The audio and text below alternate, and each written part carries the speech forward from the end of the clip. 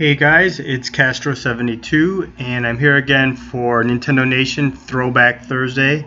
Today I'm doing a NES game called Cabal, which is an arcade conversion.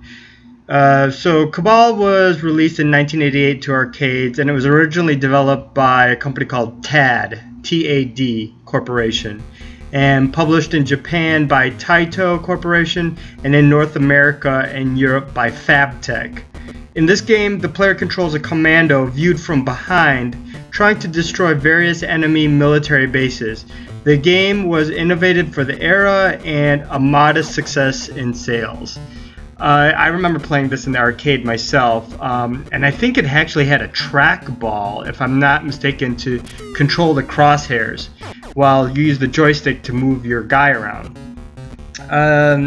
Wasn't the biggest fan of it. It was okay, I guess. But it kind of reminded me of like Operation Wolf or something like that. The game is actually 2 players. Obviously, I'm just playing 1 player in this version. And the NES version was converted by Milton Bradley, I think programmed and developed by Rare. And like I said, it offered a 1 and 2 player simultaneous mode. Each player would assume the role of an unnamed commando trying to destroy several enemy military bases. There are 5 stages within 4 screens each.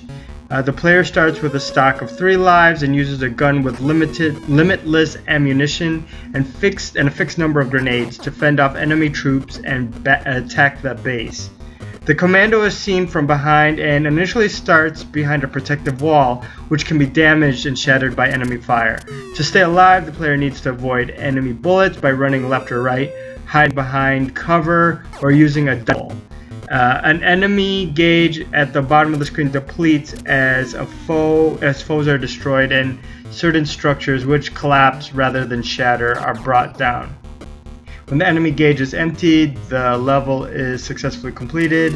All of the remaining buildings on screen collapse, and the player progresses to the next stage.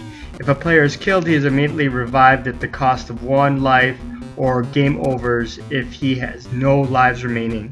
Boss fights, however, restart from the beginning if the only remaining player dies.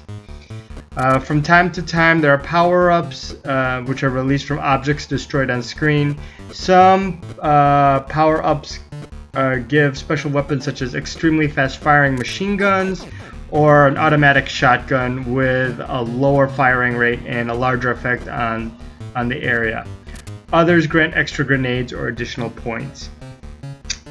When I was playing this game, I actually didn't realize that there was a way to control the crosshair and the person on the screen autonomously. And the thing is, I was controlling both at the same time, and I think what I had to do was like hold down a button so that I can keep my player stationary and move the crosshair independently. And that's kind of why I really sucked at this video. I was like controlling both at the same time, not realizing what the controls were. All in all, it's a pretty fun game, I guess. If it's a 1-screen kind of target shooting game without a light gun.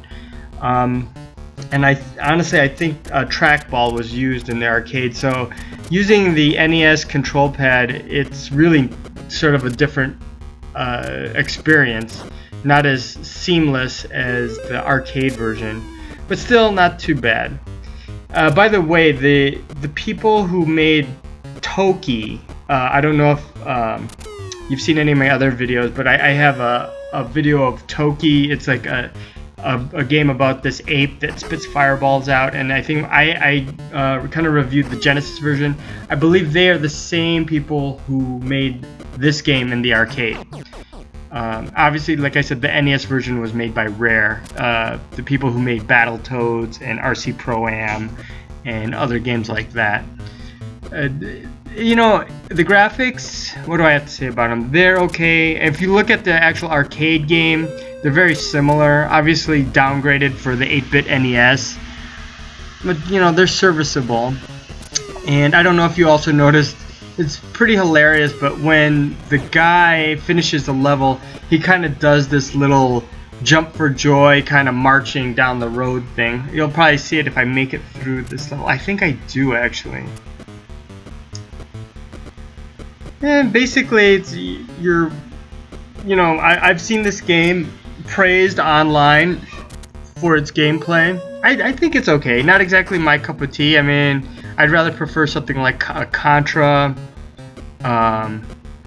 or actually there's a game that's very similar to this which I have to review soon called Wild Guns, and it's on the Super Nintendo, which is sort of almost exactly kind of like this, but with even better power-ups and better graphics and music that just destroys this version. But I mean, this one's set in a military type of theme, and Wild Guns is set in sort of like a Western type of theme. So each one, I guess, has its own value and asset, depending on like what kind of scenario you'd like to play in. But this game actually is distinctly rare in terms of the developer. I mean, not in terms of actual rarity, but you can tell it's a rare game just by the music. And here's the guy kind of doing his little jump for joy, kind of, yay, I won. Now off to the next level. Here I think I may have had some problems because I think this is where the helicopter shows up. Yeah, and it's really tough. And here's these guys throwing Molotov cocktails. I think that's what they are. They kind of look like carrots or something. They start flying out. They destroyed my barrier. Gosh, I'm totally getting demolished here. I'm trying to play this game not knowing what the controls were, and it just did horrible. Next time I'll be a lot better. Anyway, guys, thanks a lot for viewing this video, and happy Throwback Thursday. Be sure to check out Nintendo Nation on Facebook. Peace out, guys.